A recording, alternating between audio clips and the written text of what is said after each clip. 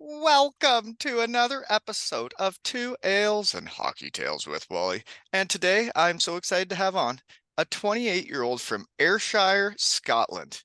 He returns to shed a legend after episode 353 when we met, and then since then, he has taken over an arena in New Zealand. He's mucking it up with the kids. He's even putting on the pads to make their days better, and so they have a goalie. He's taking pucks to the face for the kids.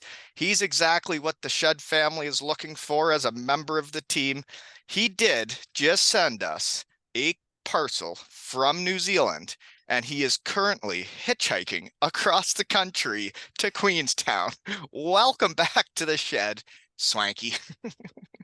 Yeah, what an intro. That is 10 out of 10. I need to get out in the fridge, that transcript.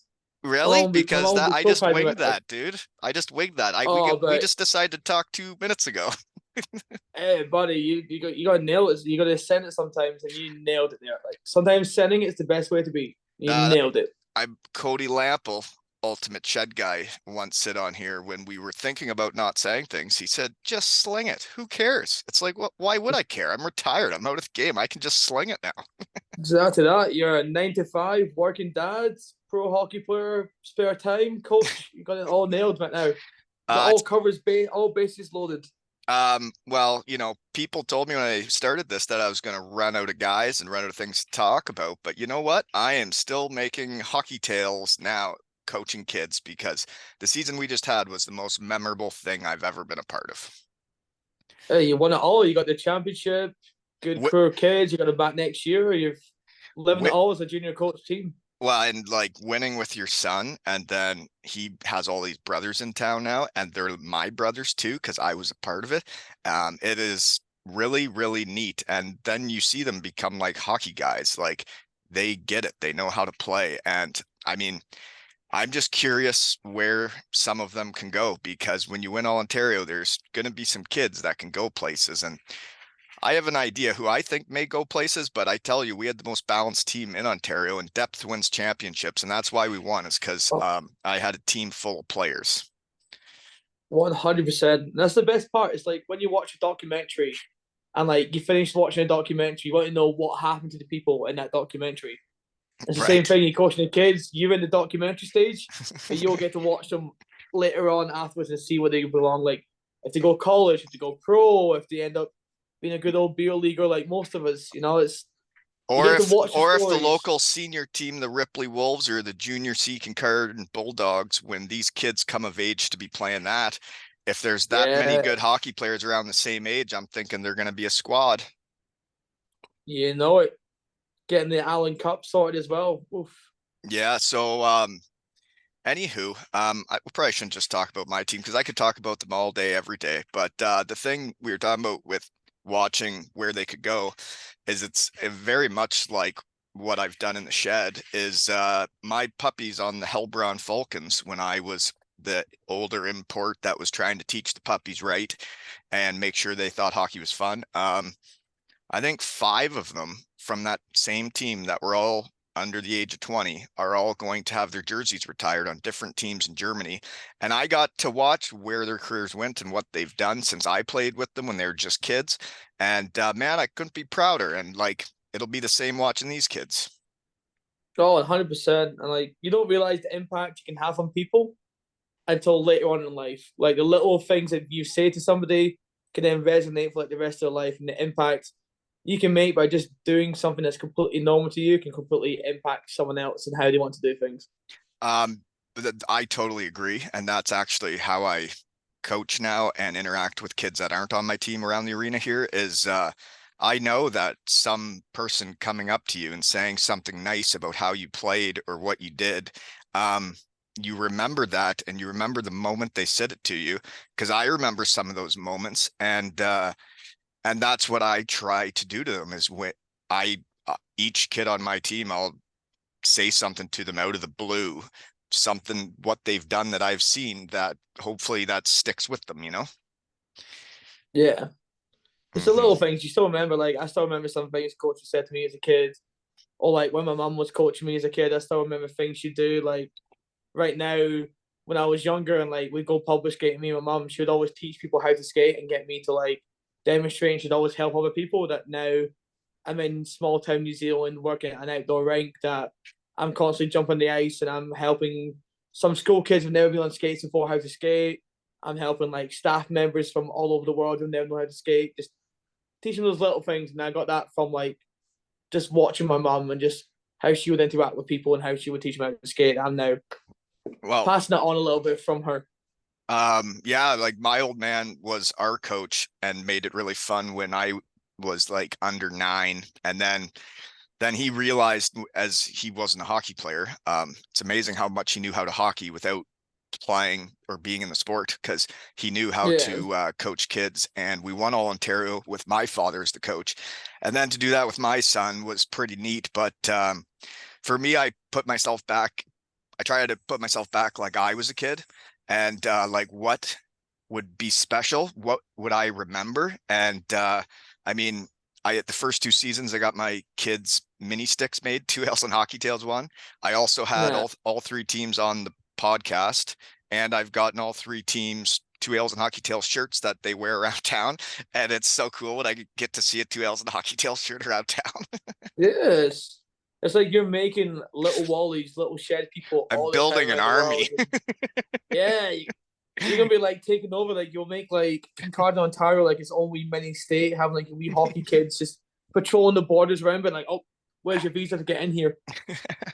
No, but I hope I can help bring exposure to these kids, because when I grew up in a small town, I don't think enough people knew about the players we had. And I'm not just talking about the kids in Kincardine. I mean, there's kids we've played against, and as soon as I see them play, I mean, when I wasn't coaching, I take a picture of them and I post it and I say, this is a confirmed player, because um, I want the kids around here to have opportunity and for people to know who they are, because we have hardworking kids that play hockey the right way. And it's not like the city boys that switch teams every year. They don't understand what a team is, what a small town is. And I think that's what makes good people. And I would vouch for these kids all day, every day. It also like drives like I feel like a different work ethic as well. Like when you're in like when I lived in Toronto for a while, like there's so many more opportunities around. Like you can go this place, that place. There's rinks here, rinks there, rinks everywhere. And then when you're in a small town, you got okay, you got Kincardine rink, and then you got 20 minutes down the road, you got another rink. Like Well, it's and the you got thing, less opportunities, less skill coaches. but it's very true. There's not as many resources, but you also get the brotherhood of when you go to the Kincardine Arena, it's the same kids all the time in all the different age groups. It's been the same kids for all these years I've been going there. And then you get to know most of the kids in every age group, and it's like a community. It's the hockey community in this town is very strong. Yeah, it's the best thing. Like community is what makes everything. Like even when like I'm traveling around the world, I'm currently working in like a very small town right now, and like the community of people here is so cool. Like I can go hang out in one of the bars, and the barman there is a goalie himself. He plays hockey on the team. I can like walk down the street, and one of the guys driving past me, he plays on the team as well. And it's like a small, like really cool, like small community. And community is what make everything. It makes you more comfortable, more confident, and able to like be out your shell more. And when it's like what you say, when fun is fun. So when you're having fun, you're progressing better. Then life is better when you're in a community and you feel a part Oh, of it. It's like the Shed family 100%. doing this, and then all the messages you receive from people that just listen, but mainly also the guys that come on and that they keep following along with what I'm doing, and we stay in contact, and we become friends. And it's amazing how big my hockey family has gotten from doing this. And yeah, I've realized that. I mean, it's weird because I hated the game when I came back. I resented it. When I moved to this town, I didn't feel like part of the community. I didn't know many people. I didn't have like a team around. And then when I look back on how it's all gone over my 9 years, um, I got everything back through hockey. It's given me everything. It is why I have this house. It is why I have my kids and all that, and my wife. And it gave me everything to be here. But then moving here. I play senior A. I get to know all that generation of guys about a decade younger than me. Then I start coaching kids. You get to know all the kids, then you get to know all their parents. And then all of a sudden, you go to the local golf tournament here and you know every person at the course, and you're like, oh, it's home now. And it's hockey that's given me this. Yeah, it's like getting your foot in the door somewhere, no matter like how high you've been or how low you've been in terms of the game. It's as soon as you find your foot into the community, people don't care so much, and it's Yeah. always like the community is what makes everything. Like the people that you're around, the people you're surrounded with, like no matter if you're constantly seeing meeting new people, or if you're constantly around the same people, it's the people make every experience and people makes better. The best thing about the world is the people. I couldn't agree more, dude. And that's why I reached out to have you back on because, man, you are a nice dude. So Oh, I appreciate that. you're hitchhiking across New Zealand. So that screams to me you do not own a car. Um, and you were willing to send a package from New Zealand to the shed with a stuffed sheep that my daughter has taken from me and loves. And then this koozie with sheep on it. And then these chocolate bars. And I tried the hazelnut one last night. It was lovely. High-end chocolate you Oh, got New Zealand, dude. the chocolate here is fantastic. Like Cadbury's and Whittaker's are like the top two level of like chocolate in the whole world. Like Oh, I will happily scran some Cadbury, but then I'll chuck in a Whittaker's bar there, and it's a little bit softer, a little bit more like softer in the mouth, and it just New Zealand does good chocolate.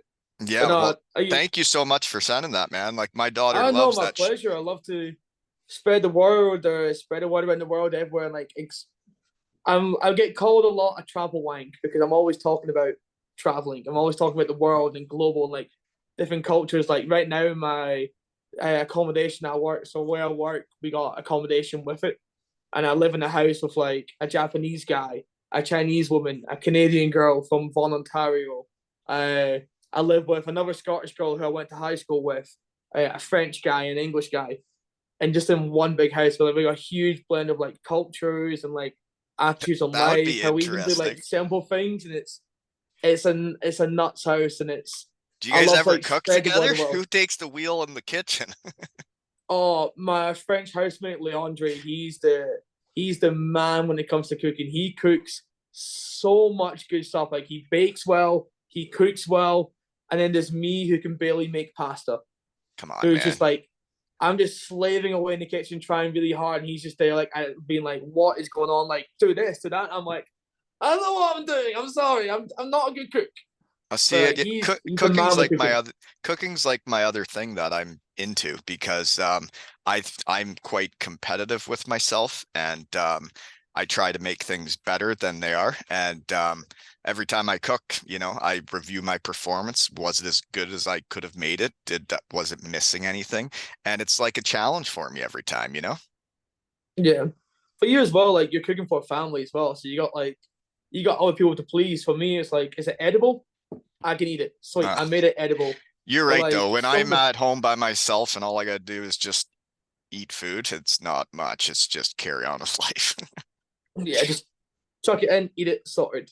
Yeah, but Now the food in the there's house nothing is better than amazing. having people together and then eating good food together and like making something that they're like, "Whoa, what did you make?" Yeah. That's literally what we did tonight. So it's about what time is it now? It's about 1:51 a.m. here in New Zealand on Saturday, the 24th of August. And the You're last three you're a weeks, whole like day one ahead day of a me. week. Yeah, a whole day, my friends. Not really much is happening in the future. It's just a bit colder and there's another pandemic. Sorry for the spoilers. But no, What's like in this? the You have another. yeah, we got in the future is another pandemic. Like just to give you a bit of spoiler for the next 12 hours, another pandemic hits. It's a bit brutal. But no, literally tonight we did like a whole foodathon. So like and like where we work, a lot of the French people were like, "Cool, we're doing like this food thing." So every week we took it in turns of like who's cooking, who's just gonna sit there and enjoy the entertainment. It's like week one, the French people, all like 8 French people I work with, made like a bunch of food together. Gave like appetizers to everyone. We're all like drinking like French wine, drinking our own alcohol, whatever we wanted. And Sounds then like a next fun week, day. oh, it was fantastic. And then the Sounds next like you week we had found the a nice place that you're living. You're happy where you are. yeah, no, I'm in a good spot. Like it's a really cool like local community. There's like this it's very international and we've all like somehow end up in this like really small, beautiful mountain town in New Zealand. Like there's a bunch of people from all over the world. Like one of my housemates we went to school together. There is a person that in town that we used to work together at Blue Mountain, Ontario. And we bumped into each other again like years later. Like there's a whole like interesting mix of people around this town. What that wasn't the way were first introduced was I would post I think it's 93 countries that we've been listened to and that it actually says. I guess the UK really is more than one.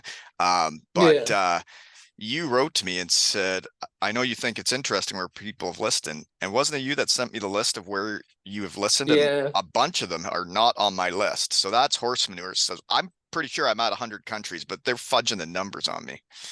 Oh, 100%. Even if you have like a VPN on, it probably messes with your numbers as well. No, I don't actually care. I'm still having fun either way. Yeah. But it's also cool, like when you see, oh, someone's listening in Uzbekistan, it's like, hold on, Uzbekistan?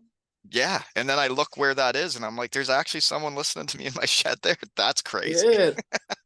And they have a good hockey community in Uzbekistan. Like it's getting bigger over there. They play in like the Where the Kazakh league hell's in Uzbek. Uzbekistan? It's right next to Kyrgyzstan and below Kazakhstan. The only team in Uzbekistan actually play in the Kazakh league. Okay. By the way, I did bring out the sheep you gave my daughter. Thank you very much. It's very, very cute. Yeah, no worries. Mana, It's one of right? the ones here. Yeah, they call it mana. It's a Kiwi, like it's a Māori word for power, but also mind. So like anything you do that's good for your mind, you're doing it good for your mana. But your mana is also like your power and your strength. It's just part of like New Zealand culture that I've learned the last like year and a half. They got an incredible culture over here. Well, it's so there must be a lot of sheep over there or what? Because the koozies is There's sheep, more shit than people. right? What do you guys So do the with all your population sheep? is they're everywhere. Like in the South Island, not a huge amount compared to like where I was in North Island. Where I was in North Island, where I worked for like 9 months, there was sheep everywhere. There's more sheep than people. The population of New Zealand is like very similar to Scotland, and like New Zealand as a country is exactly like Scotland, except they get better weather. Like You- scenery, landscape, everything. New Zealand is exactly like Scotland, but with better weather. Mm. So you just laced up as a goalie with the kids? Because I found that Yeah, really funny that a shed guy was lacing up as a goalie to play with kids because this season we had an internal 3-on-3 tournament with our team. So each team needed a goalie. So I strapped on the pads and I was wearing I borrowed a like 6'4" goalies pads, and they were really big, and I was quite clumsy out there. But I won a championship that day. I won the trophy that I built, and you know then I won it with my team, and it was really fun because then kid on the other team, my horse smashed his stick, broke it in half. It was like a $300 stick, and that's what we built no, into them playing this 3-on-3 tournament internally was winning is the opposite of losing. And the kids that lost, you guys need to figure out how to win. And the kids that won, remember how much fun this was. yeah, no, 100%. It's also really fun being goalie. Like when you're a player and like you're naturally like a skater, going to play goalie is so fun. But no, Depends it's who's fun playing shooting for the on you, kids. but I don't think you're gonna want me shooting on you. Oh no, yeah, definitely not. Oh my, like I took a lovely like I was playing for the kids, got no injuries, got absolutely embarrassed. Like the first goal I let in, I caught it in the glove, and I was like, "Oh my god, I caught it in the glove!" And then it fell out the glove, went through my legs, and went in. It was very similar to like the Patrick Waugh save, Oh where he my like did the word. old windmill and then Yeah. dropped it. It was embarrassing. But then at the end of it, I was playing with the kids, and it was fun because like I work with some of the kids' parents at my job, so like I just could like mess around them, like give them a little bit of stick whenever I scored like saved on them. But then I got peer pressure to play for the adults, and didn't want to play goalie for the adults because we got some guys who used to play for the New Zealand national team, some guys who played pro in New Zealand like last year, and I took one right underneath the mask to the chin. Oh, By I got that's I bruised. got I Uh, got lucky. It was by like a 16 Holy year old. moly. Jeepers, that It would was have like hurt. Did you lay on I the went ice or down. did you get up? I laid down and got up straight away. Like I laid Yeah, down to get stop the up. play and then got up straight away and went off the ice and was like, hold that. I'm like, it just swelled up straight away. And like I got lucky that it was a 16-year-old kid. He's a really nice kid. Like his parents have done such a great job raising him. Just a lovely, friendly kid. We've helped like coach the kids together. And he was the one that fired at me, got underneath. If it was anyone else on the ice, I would have had a broken jaw, and I got lucky that was no like fractures or breaks. But on the plus side, we still won that game, and that's all that matters. We still won. We won the cup, and that's all that matters. That is all that matters. Yeah, it was like when I was playing goalie, I found it very weird because I remember playing goalie once in a fun like Christmas skate at Western Michigan. And I went out as the goalie, and then all of a sudden NCAA players were shooting pucks at me. And I'm like, this is the stupidest thing I've ever done, and I'm never doing it again. But then I went out with my under 13s and I had a hoot, man. I was diving all over trying to stop pucks. Um, but it's a weird position because when you're playing, you're all over the ice, you're in the action. And then as a goalie, there can be parts of the game where you just stand there and watch everybody play. And then when it comes down to it, you either stop that shot or you don't, you know? Yeah, it's like a 50-50. And like I just stand there, I was just watching it, and like the puck would get over the red line. I'm like, oh, I should actually do something. Oh, try and get into position. And then some like 12-year-olds just sniped on me, and I'm like, all right, cool, great. Well, for me, it's like when you're playing, if you make a mistake, you can make up for it. If you lost the puck, you can go get it again. Or if you turned it over, you can go take it back. But when you're the goalie, if you make a mistake, it's in the net. Yes, but the one plus side was I had like some kid that so like I a rink, it's like an outdoor rink, and whenever like on a public session when there's like less than 10 people, you can put the nets out and like put the barriers out and play a little bit of, like hockey. So I ended up like playing a lot of hockey with like some of the local people, and this is like 12-year-old kid, so I'd play 3-on-3 with a lot. He sniped one on me, got fuming. I was like, oh, I can't let this kid score me. I know this kid. And then he gets a penalty shot in the game, and I go for I do like a classic Marc-Andre Fleury, nice flying poke check, and then get my stick caught in the skates, trip the kid up, doesn't get it, doesn't even get the shot off, and I'm just like, I just destroyed a 12-year-old. I'm so good, I can go pro. Sign me up to the NHL right now. When I played goalie, I was just happy my son never scored a goal on me. So now I have Oh, that on him. 100%. Like you can retire now, and you've got 100. You got a point 100 0-0 on the goals against average against your own kid, and that's all that matters. That's all that matters. It was stressful though because I remember that day because I'm pretty into winning trophies, especially when I build them. Um, I let in 3 goals to start the final game, and we were down 3-0, and it was just like my team did all year when I was coaching them. The fellows marched back and tied it up with like a minute left in this 3-on-3 game, and then won it in the last few Yeah, seconds. And then, it's like, haha, other teams. it's always better when you come back from behind. It's always sweeter. You did it on purpose. You'll I let did them not feel let the confident first for 3 in getting on there. purpose. So the first game I played, I got a shutout in that tournament, and we kept the puck. And Holt, my neighbor, shed guy that coached with me, he was our coach for the 3-on-3 while I was goaltender, and he got the puck for me, taped it up, and gave me my first shutout puck. Nice. That is fantastic.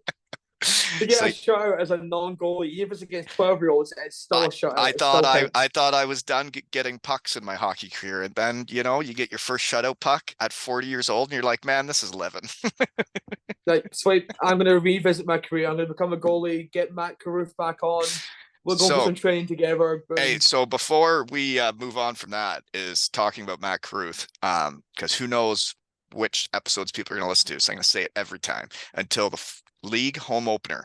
The league home opener in Cardiff, folks, we need at minimum 1,005 Twix. So if you think you're doing your part, let's just make sure we don't throw 1,003 on the ice because then we lost. So make sure you're doing your part and bringing the noise, because if you don't throw chocolate that night, you are no fun. And we need 1,004 Twix to win, or 1,005 to beat them, right? It needs to Yeah, happen. you got to do it. Think if that can happen. I haven't played for the Devils in 9 hockey seasons. And to think of how full my heart would be that we could pull those strings and support Mac and coming back from Denmark and beating the team he's just left to kick off the season and do it on home ice after a big win. I mean, how would that not spur the boys on for the season, you know? It's, that will get him a championship. Like, and it's only 70, it's only like 70p, 80p for a Twix. Like, I'm a tight person naturally, but I will spend 80p on a Twix happily. Wow, and throwing chocolate on the ice after winning is fun. It's like chuck it, launch it. Yeah, like nuts. That'll be sorted for the season. 1,005 chocolate bars actually done for the season. Yeah. Oh, I could Um, even get for that in like a month, and I eat a lot of I chocolate a day. if it happens, if the Shed family can pull this off and the Devils family, I tell you, it would be a day I would remember forever, and that's what living's all about. Well, you played your small part from Kincardine, Ontario. You still play a small part in good old Cardiff, Wales. Just like to mess with people. Yeah, you just the problem is you got to get on that clan train. You got to get on the Glasgow clan train. We're going to get you purple soon. Well, they do have Corey Nielsen coaching now, and he is a beauty. And he signed his son. How cool is that? He's going to coach Yeah, his son that's in pro so hockey. And cool. Cade came to the Shed, and he's a Shed guy. He's a beauty. He's a hockey He guy. can play. He can play as well. Like Oh he yeah, wasn't getting enough minutes in Alaska, and then he says to go pro. He's going to put up points in the coast. He can be in the A easily get himself promoted to but the AHL and work the but ranks. he's playing and he's signed in Glasgow, right? He's signed for like until the coast like preseason starts, basically till like October. It's sort of like his preseason before like the coast preseason. Oh, I didn't know It's only that. like a I thought short he term was. deal. I didn't know that. I thought he was playing there. But that would be pretty neat to play for your old man in pro hockey. I couldn't imagine that. Oh, I mean, incredible. Like it's only like a short term contract, but the Clan on his rights for like 3 years. So if he decides to patch off the North American system and come back to Elite League, then Clan gets his rights, which is quite cool What because do you like mean they get his rights? They have to have a deal in place then. They can't just say they have his yeah. rights and then lowball them. So and like they have like a deal. I think it's I don't know too much about the contract Imagine because if his old I'm man just a was fan, but lowballing him like out of by the I nuts. That would imagine be being like, hilarious. hey, I will cook you dinner every night as long as you play for me every night. Deal. Oh, that's funny though. Um, so you're still a Glasgow Clan fan, eh? I haven't even looked at Oh, their roster this year other than I saw Cade had signed there. since day one, I was there at the first Clan game. Like I was an Air Eagles fan, like the old like pro team on the West Coast, but until like they disbanded when I was 6, and then Clan fan from day one. Uh, long distance Clan fan since like Didn't you tell me that 2017. Chris Frank was one of your favorite players? Oh, my favorite Clan player of all time. That's Favorite Clan awesome. player of all time. Because he was He was one of just my first puppies, right? When I was a senior at Western Michigan and he was a freshman. I tried to show them how to hockey and I did my best. And I love Frankie, man. That whole class of freshmen, they're my brothers. oh, he is the absolute man, like the nicest man off the ice, one of the scariest guys on the ice. I couldn't Such agree a more. he's I absolutely he didn't get enough credit, but his defensive game, like breaking up the rush with his stick, fantastic. He was so good, like a wee like poke check, just get it in there, breaking up the rush, fantastic. When I Um, was like 17, I used to like a little bit like filming for him. So like I wanted to be like a filmmaker so badly for like years as like a teenager. And then I tried to do some like filming for him. And oh god, some of the stuff I did for him was awful. And I feel so bad about it to this day. But like he was just the nicest man in the world. Like let me like film, let me sort of like help him out a little bit. And he's just honestly the nicest man going. Such a he gentleman. he is, and I love now that he's retired from hockey because we are like brothers and friends again. Because when I got to the UK League, we had quite the roller coaster of a season, me and Frank the Tank. Um, the first game we played each other, I haven't seen him since Western Michigan. And I couldn't wait to see him because he's my brother for life. And it's the first shift I'm out there against him, and I skate up behind him and whack him on the back of the legs to say, "Hey, Frankie, I'm here." And he turned around and tried to cross check me in the face. And then I Oh, saw the look in his eye, and I'm like, "Whoa, you're not Chris Frank. You're something different." And then I realized what was going on, and then I had to know where he was on the ice at all times because I know him and I know how hard he can hit. So I had to be very aware at all times. But then he was bullying me. He was being a bully. So he suplexed me after one whistle, and then held me on the ice for a while until I could get up, and then I got right back in his face. But then the next time we got into it after a whistle, I knew he didn't wear a jock from playing with him and he had yeah. been a bully. and I wanted to see if he actually still loved me. So I lifted my stick between his legs while he was in my face, and I lifted as hard as I could to see if I could squish Oh, his testicle. And I was like, you ain't pushing me around, Frankie, like enough. And I lifted up, and then he started yelling at me, and I was waiting to see if he was going to punch me in the face or not, because I left my hands down and I wasn't protecting myself to try and crush his yeah, testicle. And he did not punch me. And that's when I knew that I wasn't his bitch and that he wasn't going to hurt me, you know? that is standing up for yourself. Well, you have to, because then they'll keep pushing you Oh, around. And once 100%. you're their bitch, you are their bitch. Oh, 100%. But he Yeah. was also like the perfect Glasgow Clan player. Like Glasgow's like a very like blue collar, hard working industrial city. And then he's the epitome of that on the ice, just the most hard working man out there. And he was You should have seen him at at the best Western time of Michigan, time man. of If you think he fit in there, you should have seen him roll into Western Michigan. I've been there for 3 years. It's now my last year. And then this freshman comes in. The movie Old School just comes out with Frank the Tank. And then Chris Frank shows up at Western Michigan and just starts killing people. The biggest body checks I've ever seen. And then the whole crowd would be chanting, Frank the Tank, Frank the Tank. And the guy became a legend within like a month or two, where he was the most recognized hockey player anywhere all over campus. And he had just got there. It was wild. nuts. Western Michigan are looking pretty good these days. Going I, up in the rise these days. It's I, fantastic to see. it is, and it's cool for me. And actually, I went back there for the first time in 18 years and reconnected with the Bronco family. And I just locked down Nice. their head coach to come on and chat. And he thanked me for coming Yeah. back to the golf tournament. I said, "Hey, man, it was great to be back, and I can't believe everything I was missing all these years. And all my boys need to come back. You know." Oh, 100%. Like everyone says, like your college days, university days. I never went myself, but like I was usually some like your best days, like your early 20s. You just moved away from home, Oh, it's and like you're just living, having fun. You're playing hockey as well for yourself. You're doing what you love, mixing with having fun, just well, having a life. and then you do everything with your teammates in college. You do everything. You go to class together, you eat together. I mean, you do everything together. And then when it's over, you don't get to see each other. And then it's sad for me because a lot of it stems from how the hockey side of things went, and some hurt feelings reports that nobody will go back. Yeah, It's like, man, going back it was so awesome to be back in the Bronco family and see all the people that were still around 18 years later.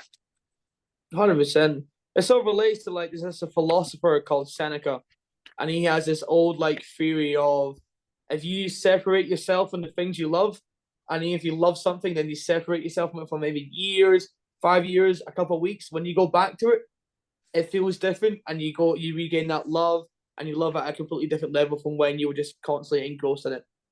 Yeah, well, it's like I would say it's like me coaching hockey again and doing the podcast. Is my love of hockey is as high as it's ever been. And when I was a professional and my career wasn't going to where I wanted it to, and I was realizing it, and I, kind of was stuck in the second league in Germany. Life was all good, but that wasn't what I set out to do when I went over there. And then you start, you get sad, and it you're not as excited to play, and you don't love it the same. And then when it is your job and your career, and then you start having kids, and it can get quite stressful when that's how you feed your family. And if you go a few games without scoring, and whatever's happened, the team's losing, and then all of a sudden they're talking about getting new imports because the team's not doing well, and then all of a sudden you're so stressed out that it's like, man, this is not that much fun of a job right now. Yeah, and like fun of something I really learned a lot, especially like last like 7 weeks after I came back from a concussion, where I was like not working, having like just sitting in the house all day, no money, like just getting like benefits from the government for a little bit. Is that fun is literally everything in what you do. If you're not having fun in your job, then you're not having fun with your life. Because then you go home and you can't separate work from home, and like especially as like a hockey player for you, there's a lot more added pressure because you're can be replaced like that. They can find somebody else who's on the market who's looking for a team who's put up 30 points last year in the Hungarian league. Oh, we can ship him to Denmark to replace this one person who's not scored in like 5 games, who's not put up points in as an import, you kind of sort of expected by fan bases and by management to kind of put up a certain amount of points. Otherwise, Oh yeah. what's why Oh, are you there? it's real pressure in Europe to score, and the UK league isn't as much as actual Europe because you have more imports and it can be more balanced. When you go to the second league in Germany and there's four imports, and I mean there's thousands of guys they could get, and there's only four jobs on each team, and that is not all four forwards. There's not many jobs, and you have to perform or you are unemployed. Yes, especially when you get like years like the lockout year in 2012, 2013, 04, 05, where there's Yep. way less jobs because people are just from the NHL are filtering around to like European leagues. You're getting guys who are playing fourth line or scratch most of the nights, then suddenly putting up 40 points in the elite league, which somebody else could have done, and different assets. Oh It's yeah. nuts. And like I remember one article I read when I was like 18. I cannot remember for the life of me like the player it was, but you put something out, I think like the Players Tribune in like the early days about the post career depression, the post like the stress that comes along with it being an import, being in Europe, playing minor pro hockey. You're still an unbelievable hockey player to be getting paid for a living to play hockey and such a high level, but having that post depression when you leave and step away from it, but also that stress of making sure you're contributing. It's not like my work here where like if I forget to put some skates in the right spot, I'm not going to get abused for it. Whereas if you forget to put the puck in the net or something happens, it just doesn't go your way for a couple of weeks, there's more like retribution. For me, I'll just get a wee PP whack. Whereas you, it's like Well, you're and gone. Some of your friends, you don't have family food for your family. You don't have. You're gonna fly home. Your visa's gone. Like there's so much more like into it for like players. It's sad to see when like a player gets released. yeah, I hate seeing players get released from places. The other thing I hate is when teams in Europe, the UK doesn't do this as much, but in Germany or and other places, like literally the day after a team will get put out, like the day after, you see teams say 10 players on elite prospects, this team to unknown. And they're basically putting it out in the newspaper saying, we didn't win because of these 10 players and they're not coming Yeah, back. And I think that is such horse manure. And if I was ever a coach, I would never do that to my players because I would have their back if they gave me everything they had, but I wouldn't put them out to unknown. Everybody doesn't need to know that we don't want them back. I want yeah, them to get another job and have a career. And I mean, it was like when in Denmark, I finished second league in scoring, we win the championship, and I have the best 2 days ever, and I have a young son, and I mean, I think I'm back. I think I've proven that I'm back in the game and I'm still good.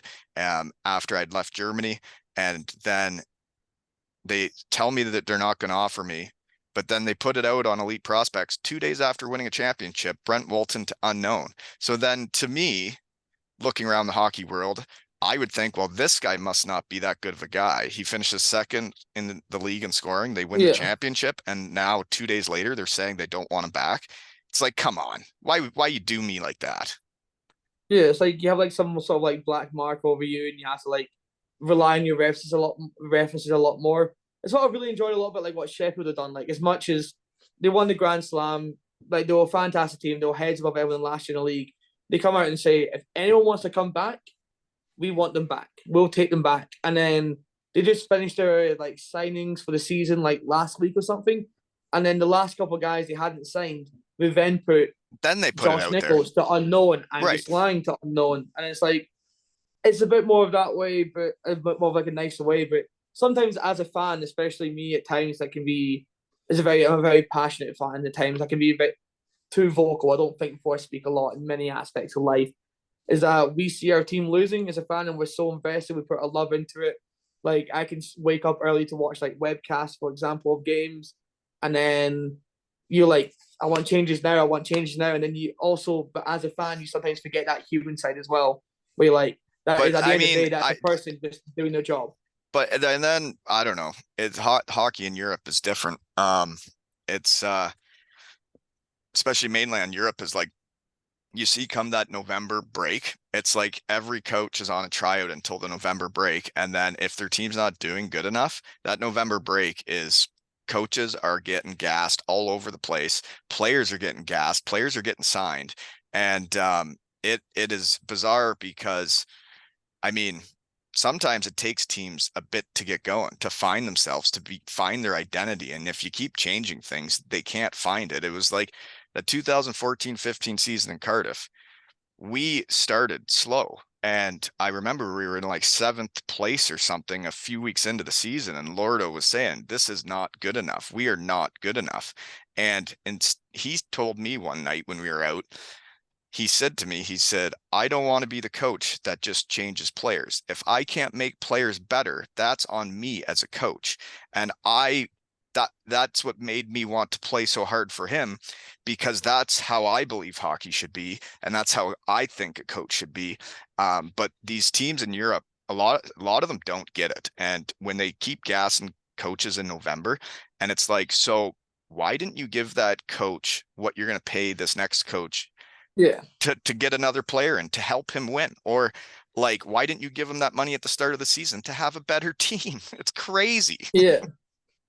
It's nuts, and like you can also like relate it a lot to like the real world. For example, like I cannot gel with like my manager, my supervisor where I'm working, but it doesn't mean because we're not gelling well, they're going to be like, "Cool, you're gone." Right. They're going to be like, they're going to try and work with you, and then they need to like the best managers, are the ones that try and like get everyone going, knowing who needs a fuck you, knowing who needs a pat on the back, who needs a wee cuddle here and there, and like when you Oh, you get got one to just know going, your no, players. 100%. And that's how I always look. I always relate a lot like work things. When I've been like in a supervisor role, I relate to a lot to hockey. I'm like, cool, I've got Steve over here who wants to be doing stuff all the time. Cool, I'll get him doing stuff all the time. I've got Jimmy over here who needs a bit more of a cuddle with a spoon fin. Cool, I'm going to change it to adapt it to him. And like, you're not going to gas your staff because they're not gelling well with you. You're going to try and get them to motivate to work for you. Because when you're motivated to work for somebody you work, like in your real life job, you're motivated to work for your boss, you work better. And like, Swankie, you're sounding pretty smart today, man, for it being like oh, 2:30 in the morning. I try really hard every day to sound smart. I'm too That's much of good. like a You sound smart today, like smarter I than me. appreciate it. I'm very But much an you ADHD run sound a around, lot just have like fun, do well thing. so the coaching kids, I try to get to know every kid and what they need and to be successful. But a lot of what I do is I try to just get them to love coming to the rink and being with their team and having fun. And Yeah, I think if they're having so much fun playing hockey, that they will then want to go home and practice hockey. Um, but then like in the real world, like you're saying, is like everything I do and how I've approached the job I've done now for 9 years is I've always thought of it as hockey. When I started, I was on the fourth line and I had to work my way up and just shut my mouth and play the game and do whatever was asked of me. And, if there was somewhere to help, I would say, hey, I can do that. And then it's like now that I've become a kind of like a coach or a supervisor, um, I mean, I am doing that with the people that I came up with and they're my friends. And now I'm their coach. And it's just like coaching the kids. It's like if they're friends with me and they'll do anything I ask, then they want to do it for me. And then life is good, and then you can yeah, log off on lunch hour to talk to somebody because your team's got your back. yeah, and like it literally everything just relates to fun. It's something that I've really focused on the last couple of years. Is that everything just relates to fun. And like when I'm at my work, as much as like maybe politics get in the way, if things are annoying me, like I'm the only one where I work. I'm the only one out of like the winter activities team who work at the ice rink and the snow tubing who can actually ice skate. And sometimes it can be a bit frustrating when everyone's like chucking out figure skates, being like, "Oh, the easiest to learn on." I'm like, "Oh, Don't give that's." those out. I'm No. like, "Don't like the ice right now. Like it's been raining so hard here, the ice is melting, and people were trying to get out figure skates." I'm like, "Oh, topics gonna destroy the ice." Yeah. It can get frustrating, but I'll shake it It's off like frustrating when five, people 10 minutes don't get later. hockey. They don't, and I'm the only one other than like the owner of the place because he plays hockey as well, and like the maintenance guys who sharpen skates, so understands skates and understands like the game, like rinks how it works. But even like those days where it gets a bit more frustrating when I'm like, oh, people aren't doing the right sort of thing, I just then try to focus on just having fun myself, Oh like yeah. having a good chat with a customer, talking something random to somebody, singing to a song, dancing around work, like focus on just having fun with myself, and then bringing the morale up for everyone else, bringing the energy up for everyone else by just having fun, I and like I then like your attitude. that's all That it is. That's It's what all about I've having been fun. trying to do daily with everything was when I first started with my company, I just kind of tried to blend in, figure out where you fit in the team and all that. And it takes years to get to know the people. And then once I realized I could be myself at work, and I could be the same guy that I am all the time, and people liked it. And then it's like, wow, like coming to work and working every day is way more fun being myself and having fun, you know? Yeah, no, 100%. Fun is everything in life. You're more motivated when you're having fun. When you're enjoying things, You you're having you fun. can If you're work not, harder when you're having fun. It's like when I was a hockey player. I could work harder when I'm having fun. I got more pep in my step. I'm happier and I can skate faster. yeah, 100%. If you're miserable, then you're just not wanting to be there, and then your whole energy changes. And then energy is so reflective. Like I worked like 9 years in outdoor education camps, like working with like summer camps, outdoor ed camps for kids. And one thing when I got promoted to where I can train people how to do the job and do the like training courses with me was your energy really inflects. That if you're in a good mood, it inflects onto somebody else. Oh yeah. When you're in a shit over mood, Negativity is exhausting. yeah, like you exhaust somebody else with your negativity. It's all Oh, about just your brings people energy down. reflects on other people, and you really infect people by you having fun. They get infected by having fun, and like the people I love working with the most are the people that are exact opposite from me. I'm off the scale. My energy is very like crackhead energy a lot of times, and like without the crack, just for the record, without the crack, just in case you listen to mum, I don't do crack. I just like alcohol and chocolate a lot, but that reflect the best people I work with are the ones at the opposite end of the energy scale that are more serious because they bring out the serious side of me and I bring out the fun in them. But they start to become a bit more wacky because All right. I'm messing around doing something with You them. And sound then a lot they're you sound a lot like me. It's like I knew I was not the yeah. captain of any team, but I was the assistant captain of teams because I could bring the fun and bring the boys together. But I wanted a captain to have the serious side and do that stuff, and then I could just be me and bring the boys together and not have the focus of being the captain, having to be the big serious guy all the time. And I just want to be myself, you know? Yeah, it's the best way to be and it's the best thing. Like they say, this game wasn't good enough, that was terrible, we need to do this better, and then you can be at the end of it go, Chippy Lane and then Yeah. take everyone out. When I look back on my career, it's amazing the captains I had. Tyson Marsh and Cardiff, we did the MBA together. He had the serious side, but he was also fun, and I also tried to bring I got to try and make him have even more fun, especially at school. Yeah, the Uh, wacky people always bring the fun out of the dry people. The dry people always bring a different side out of the wacky people. we It's the yin we and have yang gone, complex. we've really. I don't have any notes. I haven't looked at anything. We've just been chatting. We haven't talked that much about like your life, and so why are you hitchhiking to Queenstown, and what's in Queenstown to hitchhike to, and are you actually going to get picked up by people? I'm hoping there's a lot of like so people I lived with before they left the house and moved elsewhere. They were a lot of them would like hitchhike occasionally to go to like different towns nearby. I've not got a driver's license. I never learned when I was 17. I was too much of an angsty 17-year-old hating hewing about You never got driving your cars in driver's school. license and you're 28, dude? Never, yeah, never got it. But hey, the plan Hey, is on maybe it's time to Monday. scratch that itch, huh? Hey, that's the plan on Monday. I've been studying the last like week or two, like really intensively to try and pass my learners exam. Because in New Zealand they do it like a really weird system, but it's like you do your theory test, then you get a learner's license, and then you can drive whenever you want to, as long as you have somebody in the car with you that's got their license for 2 years, full license, to sort of like be like your Yeah, instructor, that's and kind you of can only like it drive is during in the day. Canada. I think it's similar here. You get your learners and you have to have like your parent with you for the first year. So, In Scotland, it's well, a little you bit better different. go get that, dude. I'd be proud of you for getting your license at 28. It's about That's time, eh? Make a play. oh my mum will probably cry of happiness. It's been years. But like that's the plan for Monday. I'm just going like hitchhiking because I finished work today at like 6:30, and then I've got another like 3.5 days off. So I'm gonna plan tomorrow. I'm just gonna wake up, leave where I'm working at, hold a sign, try and get picked up, go down to like a town nearby. Queenstown is one of the most beautiful parts of New Zealand. It's very touristy, and I've not really done much of South Island, New Zealand. I did a lot of North Island 7 years ago when I first came to New Zealand, and then well, for like I came like years ago after I was So working in where will you Australia. stay when you get there?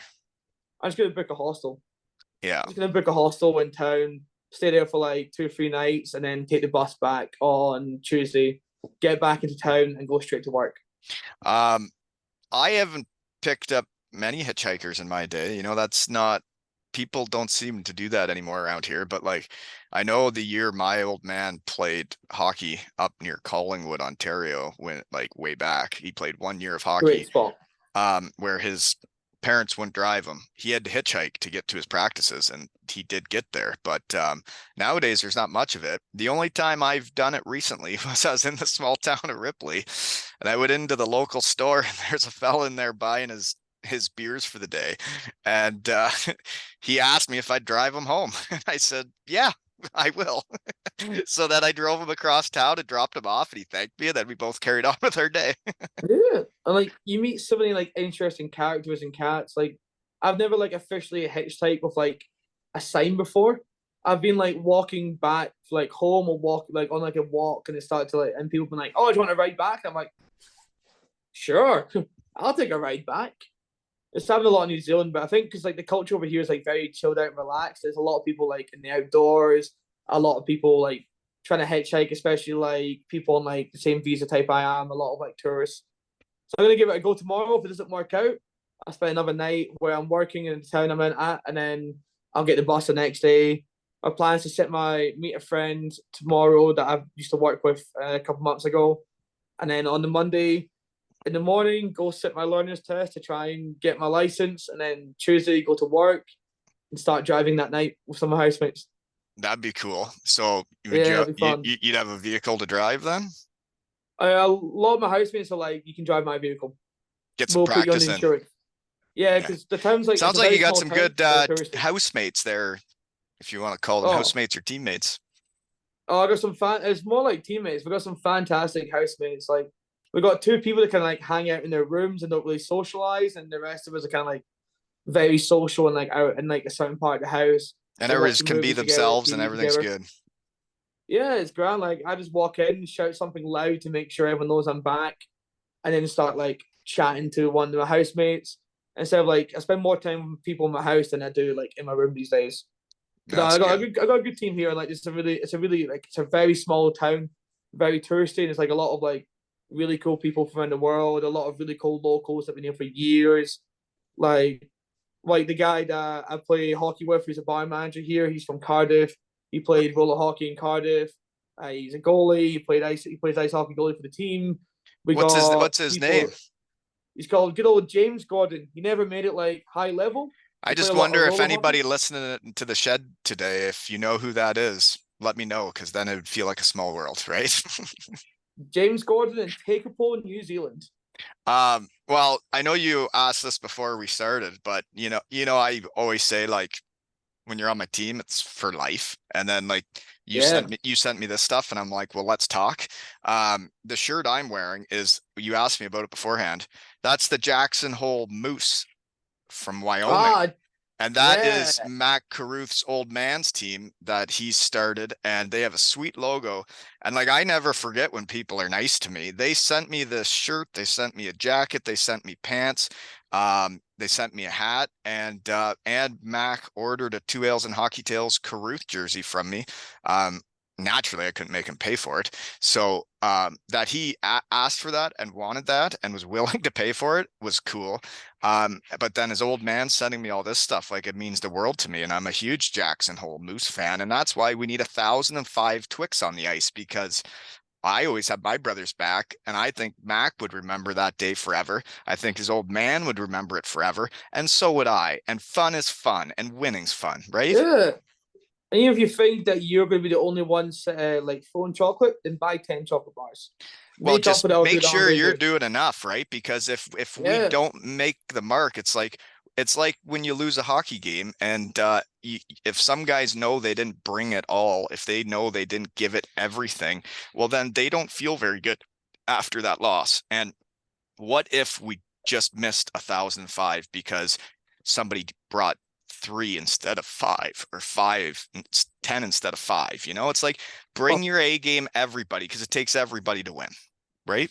Getting 1,000 free chocolate bars would be like losing in triple overtime Game 7 Stanley Cup final. And It'd that's be why that I level of mean I'm just over here having fun, but I think in every game you need leaders. You need leadership. You need somebody that's listening to us today that is like, you know what? We're the leaders of the fans and we need to make sure this is going to happen. And whether that's somebody goes and buys 1,005 Twix and then delivers them at the game to everybody and it just has everybody give them a pound or two, it would be like, well, then we're gonna win. And you're a leader. Yeah, it's gonna happen. Like I've said this to good old James Gordon many times as well. I've never met a bad Welsh person in my life. I Met agree. many Welsh, never met a bad Welsh person in my life. And come on, Cardiff, you can do it, Cardiff. They can One do it. thousand five. It's like They can do 2,000. it, You pack up that rink every night. right? Easy. And then you can feel like a part of it too, because we talked about this during your episode, and it's like, well, maybe that's what spurred it on to actually get Yeah. over the top, right? One good old wee sexy Swankie and take it for New Zealand helping out. Wee sexy Swankie and little It's sexy. on my In water Germany, I bottle was now. little sexy and Justin Kelly was big sexy, Nice. We were It's a on my water dynamic bottle. Wee duo. sexy Swank. Well, do you have any questions for me? No, and that logo on your shirt, by the way, looks so much like a team that I played over like in New Zealand. It's a team in Canada called the Canada Moose, and they Right. travel around the world playing in like small hockey countries to try and promote the game. They play against like local beer league teams. They've been to like Scotland, they've been Iceland, Wales, they've been New Zealand, Australia, and I was like, that looks so similar to Canada Moose shirt. Well, it is a sweet logo, dude. And it is the Oh, it's moose, right? So I so could nice. see them looking similar. They're both the moose. And They look very similar. Random question I was asking a lot of people today. Death row meal. You're getting executed tomorrow. What's your last meal? hmm, hmm. What's One of yours? my favorite questions. What's yours? Chips and cheese with doner meat, cheese on the doner meat. Lamb chops with mashed potato, large meat piece pizza with cheese stuffed crust. I want a 2 liter bottle of Iron Brew, a 6 pack of Strongbow Dark Fruit, a little bit of whiskey, and a chocolate gato. Last meal request, straight up. Keepers, you put a lot of thought into this. Do you plan on going to Oh, death row or what? no, but you gotta go out in style. Like, if I'm gonna have one last meal on this earth, I'm going out in style. I want to be puking as I get put to death. See, I haven't been eating as much now that I haven't exercised in a decade. But when I do eat, I want it to be really good. But I mean, the first thing that pops to my head is like a yufka from Germany, like a kebab, like a doner Mm. yufka in a wrap. Like the one they roll out the dough fresh, put it in the pizza oven, then they start shaving the meat off the stick, and that's when I get right hot and bothered. You know, put in some garlic or tzatziki sauce, maybe a little splash of hot sauce, and then some veggies and whatnot, and all the stuff. And if they wanted to put in fresh fries like they would do for me in Germany, right into that wrap with everything, I'd be into that too. Oh, that's the spot. That is the spot. Germany doesn't get enough love for their food. They don't get Oh, enough it's love in the not world even, for their they food. don't, not even close. Their German food is incredible, but then with how close all the other countries are, the Italian restaurants are Italian people that are making it fresh and incredible. Um, but like German food is, I love it. It didn't, my body type didn't love it, but I did. And that's all that matters. Who cares if the body type loves it? Food is good. Food is good, and Food living is is for good. living. That's the downside about New Zealand. Like, I love this country so much, but like their takeaway food is so bad compared to back home. Like Yours back back home, home, yours isn't even that good. Like, what are oh you talking no, about? Is good. I disagree. Like our takeaways back home are so greasy and so beautiful. Like they're not on like the same level. I wouldn't put You're like talking like the our stuff on Chippy Lane. yeah, like that stuff. Like where it's like the best takeaway You shops like back mucking home. it up. You like the greasy, dirty Oh, stuff, eh? I love it greasy and dirty.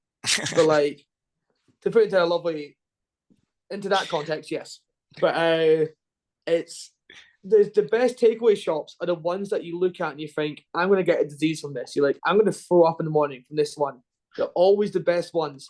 The ones that have flashy lights and nice like aesthetics to it are always overcompensating for bad food. Mm. Um, Always well, overcompensating.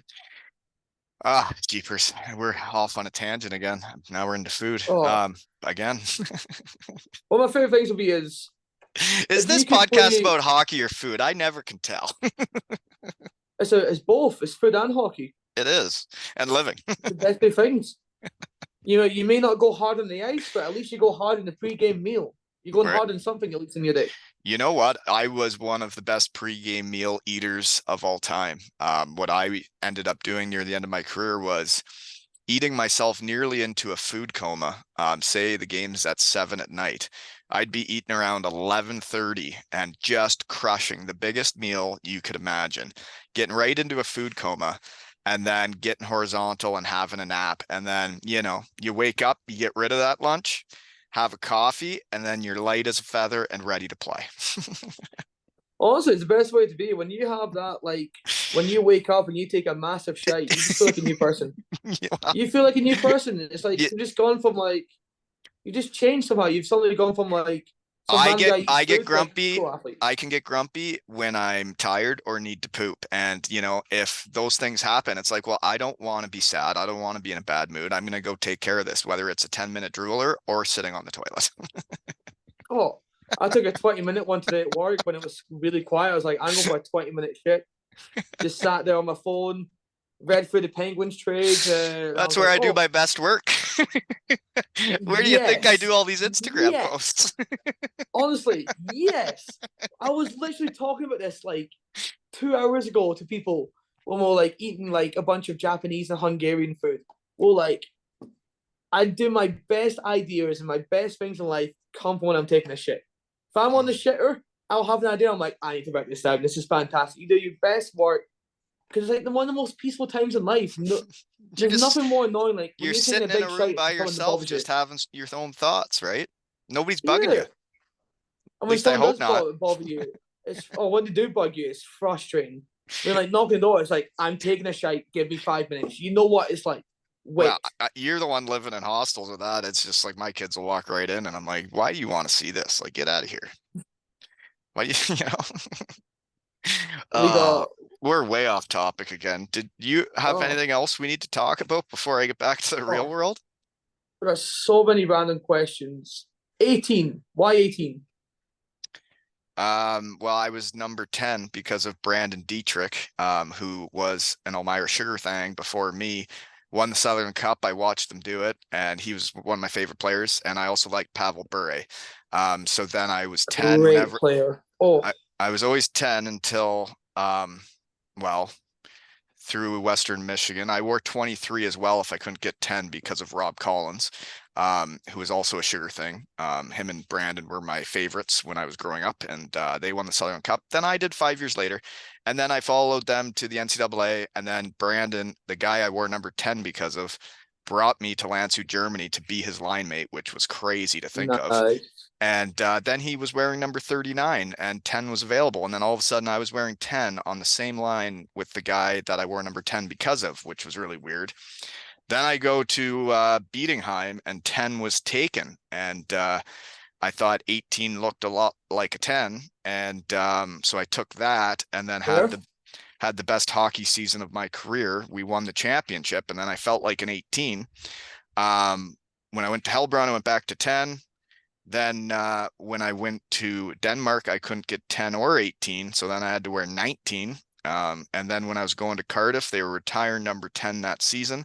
So then I picked 18 again. And then my time in Cardiff is what makes me feel like an 18 was that special team we had in 14-15, winning the Challenge Cup. And then all the fun I had the next year when my career was over and doing the best I could to not be depressed with the boys. And then when they had me back for a Wally night and gave me another Devils 18 jersey, and I saw people wearing my jersey in the crowd. And I mean, I am a number 18 forever now. If it makes you feel good about that, the team I play for now, the good old Mackenzie Botar. When we were ordering jerseys this year, they're like, put down four numbers. I had 18 as my third choice. Third choice. So I'm number 3 The, in your heart now. Okay. I'm you, working my way you up. I'm influenced it. working my way up. 24 was so as well as a kid, I always wanted to wear 77. Don't know why. I think I was getting some hockey jerseys with my name on the back, and I randomly said 77. So I kind of just stuck with 77 for years. Never got to work in junior hockey. Never got a chance because like they only did like numbers 1 to 50. Become an adult, play beer league. 77 is taken. I wear 72. Lovely number. And then I switched teams the next year, and I could have got 77, but I decided 24 because the style of hockey I wanted to play and started to like love playing was like a defensive forward. And a lot of people in the NHL at the time were wearing 24, like Ryan Callahan, defensive forward, great two-way guy. A lot of like gritty players were wearing it. I was like, quite like 24. And then just stuck with it. And then now it's like my options always 24, 72, and now 18 is my There- free Well, if options. you ever become number 18 and I had anything to do with it, I'm gonna need that jersey come the end of the season. Oh, I'm gonna try and get you one next year with the team. They've had a little bit of issues with importing the jerseys to New Zealand. That I'm gonna get my money back, but next year I'm gonna come back here. Next year's my plan. Come back next March, to come work another winter season here, so I can play hockey again, be around the team, be around people for longer since I missed half the year being concussed. That I'm gonna be able to get like two jerseys, and I'm gonna try and send you one. See if I Oh, can get you dude. from Wally 18 jersey. Dude, that would be so sweet to have a jersey from New Zealand. Man, my shed's gonna be the coolest shed in the world when I keep collecting fun things from around the world. Like you should see the hockey artifacts that are in there now. It's like my own little hockey hall of fame of friends. Yeah, you have like your own wee museum there. Charge like all the local kids $2 to get in. to see the museum. But But like, that's it's my from gold helmet and soon to use ski. but if I could teach them anything, it's like how I can do this is because when I ask my friends, my teammates too, they say when, what time, make it happen anytime for you. And when they're coming up, I want them to be a teammate that at any time in their lives they need those guys, they will be there for each other. Yeah, you always need people. You can live by yourself, but you can't survive by yourself. You always need people to live, but you always need to be by yourself as well. You always need a community. There's a You always need difference in people. living and living well. You can't have it Yeah. all by yourself. No, you always need people. Like no matter if it's like my best friend Ailey back in Scotland, we'll call each other 3, 4 times a week. And that's like our conversations. And that's like we're still very close despite being I'm 12 hours ahead, halfway around the world. She's sat there in Dundee, Scotland, just doing her thing. Well, and it's me doing this. I'm so appreciative of every guy that, especially like the first 50 to 100 episodes when I was just getting this thing started, and that the guys I had reached out to I hadn't seen in so long, that all made the time for me with my busy schedule, worked around what I got going on in the busiest life going, and that I've been able to do so many, and that so many people will work my schedule into their lives to talk to me is, I mean, if you look at pictures of me before I start this to now, I look healthier, I look younger, I look happier, and it's my friends that did that for me. Yes. You always need people, and people always pull you up when you're at your lowest. No matter how much of an awful person you may become, like I have a lot of mental health struggles I deal with, been dealing with for many years. But like, no matter how bad I can be and how bad I've been as a person mentally and how low I've sunk, I've always had people that have like helped me pick me up. Whether it's been my mum, who's always like my biggest rock, my nana, who's unfortunately passed away, R.I.P. Marjorie, what a legend, good old Nana Swankie. Or like my best friends, or the people around me. You always have people that pull you back up and kind of like, no matter how bad you've been, will still stand there with you and just be like, you were a dick, but like, you know what? You're my dick, so it's okay. Yeah, you need people in life, and it was great meeting you the first time, and so appreciative of you sending me this stuff. And I mean, I don't get paid doing this. I do it because I love it. I do it for fun. I do it because it makes me happy. But when people do send me things in the mail to say thank you, it's like, well, would never need money to do this because I'm getting everything I need out of life by doing it. And it is what I like to do. It is my passion, and it is seeing the good people around the world that I appreciate. And I get to talk to whoever I want to. Yeah, it's the best part. Again, the best part of the world is people and the conversations you meet. Even if I'm at work and I'm meeting some random person who's just traveling to the town. It's a very touristy town, who may be from Scotland, has a connection to Scotland, or they're from like Zimbabwe. It's that 5 minute conversations I can have, like the wee jokes I can make with like It's these what it's all random about. strangers that come to work. It's the best thing. It's the best thing is the interaction you have with people. And like There's a lot again, of like you good see people that. out there when you get looking around. Oh yeah, like the world's a scary place right now, but like people are always good. Like I always believe everyone in the world has redeeming qualities. Everyone does have good in them, and we're all good. People are good naturally.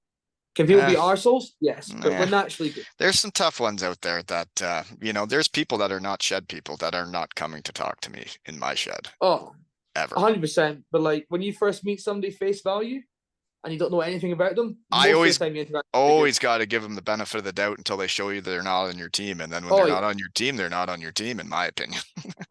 Oh no, like you're 100% right there. Like it's no matter if they're like they may not be a shared person, may not be on your team, but I always like to think like, okay, I don't get along with them, I don't like them, I don't think they're great people, but there is somebody out there who likes them. And, So yeah, like, and you do you, and I'll do me. You know. yeah, like I've got a housemate, one of my housemates, I'm not the biggest fan of, but like we're respectful to each other. We're like, yeah, cool. Like we don't really see eye to eye, but whatever. We live in the same house. We're Yeah, respectful. make it We share a work. bathroom. It's fine. Yep. Well, I guess that should be about it. If anybody Yeah, listened to us grand. today, cheers. We just thought of this because of the package you sent me from New Zealand, and you said you wanted to come back to the shed, and I wanted to chat with you again and see how you're doing. And fun is fun, and you just made my day way better. So thanks for making the I time in the appreciate middle of that. the night there, man. You've currently made my day at what we take time at about 2:45 in the morning. And About and thanks for making my daughter's day yesterday when I showed her the note you sent and she read it and then she saw the background of Mana, her new sheep, and she's been holding it ever since. And thank you so much, man. Now she knows the yeah, background no, story of where she got a sheep from New Zealand. yeah, no, go for it. It's, you like you're more than welcome. I also really love plushies and plush stuffed animals, and like I have to stop myself from buying a lot because I can't travel with like a big army of like stuffed toys with me. Yeah, But like, you need to stop that, man. That oh, my 9-year-old daughter's into that, and I'm having a hard time stopping her. I don't need to worry about you doing that too. nah, plushies are great. Like we have a couple in the house that I just throw at my housemates and like You're make them losing like me here, love. Swankie. You're losing me. Ah, I always lift You people do my you, I'll weirdness. do Do not me, worry. buddy. The good thing is though, like, is teaching. What I appreciate most of that is teaching like a little bit of like New Zealand culture that I learned from one of my good friends who's from New Zealand, and like they've got a really cool like culture of like Maori culture is really fascinating, and like they've dealt for a lot of like through colonization, and like New Zealand's done a great job of like keeping their roots, like still trying to get people to learn like the native language, learn the Maori culture, learn what native New Zealand was before it got colonized, which is something I really love because being from Scotland, our native language is Scots Gaelic, but not many people speak Scots Gaelic. Um, Whereas in New Zealand, a lot of people speak Maori. when I every New Zealander or what do they call anyways, any Kiwis, New Zealander. Kiwis, but yeah, I played roller hockey against Team New Zealand. And also they had or no, that was Australian team came to play rugby at our high school, but playing the roller hockey team when I was playing for Team Canada or Ontario or whatever it was.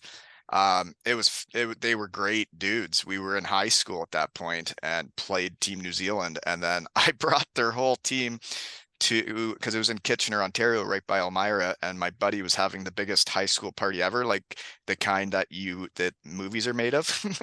And I brought all of Team New Zealand to the party too. Nice. Like Kiwis know how to party as well. Oh, They they can get do. And down. even in high school, those boys can drink. Oh, buddy, they drink a lot of people on this table in this country.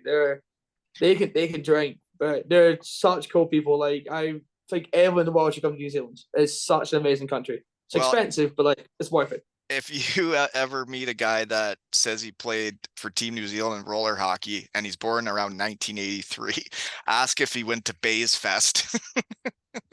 Uh, I'll 100% do that. There's probably some guys I play with who probably played roller hockey back in the day in like the 80s. There's some Oh, guys I play with who played like New Zealand national team or played like high level roller hockey. A couple of guys played like the pro league last year. One guy played with Liam Stewart back in the day. Played with good old Stewie when he was in playing New Zealand. So they probably played at like good level, and then there's like me, very low I'm sure level beer league. you're fitting right in over there. But when Oh no, I don't. But it's we were talking about the people bringing you back up and making life better and happier. I've done a bit of golfing. I've been in like 4 tournaments and 4 weekends lately, and every single one has been an absolute blast. And it inspired me to bring back my 2 Ls and Hockey Tales golf tournament. So next May yes, 24th, I've booked the whole course, and I need to find 112 golfers because I got to pay for that many either way. It's going to be at Ainsdale and Kincardine, Ontario, people. And it's going to be $125 a player. I'm just trying to break even here. It's dinner around with a cart, and kids are welcome. All the boys I've coached, the girls I've coached. I want it to be a family event this time, and I want to pack it with my team. And I do believe that would be one of the best days of my life, having a golf course full of my people. yeah. And anyone that's like Ontario based who plays pro hockey in Europe, that's played with Wally. May 24th, you're not Be going to be in there or Europe be anymore. square. Bring your You're going foursome. to be in Shed Ontario, people, do it. right? Shed people know shed people. And if you're my buddy, I know that you will bring a foursome of people I get along with. Yeah, like contacts, everything. And you're not going to be doing your preseason training by then. So, grab a few beers, jump Yeah, in the the car, the hit some boys in balls. Europe will just be getting home. It'll be time to still play.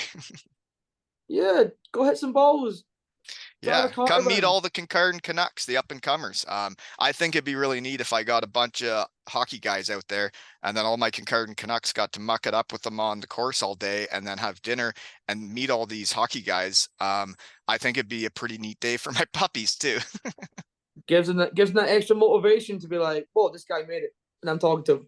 I Right. can do the same thing. It's like when I took them out a few of them out with Ryan O'Reilly last summer, and I'm like, see, he's like a normal guy too, right from here in Godrich. He's no different than any of you. He just is really awesome.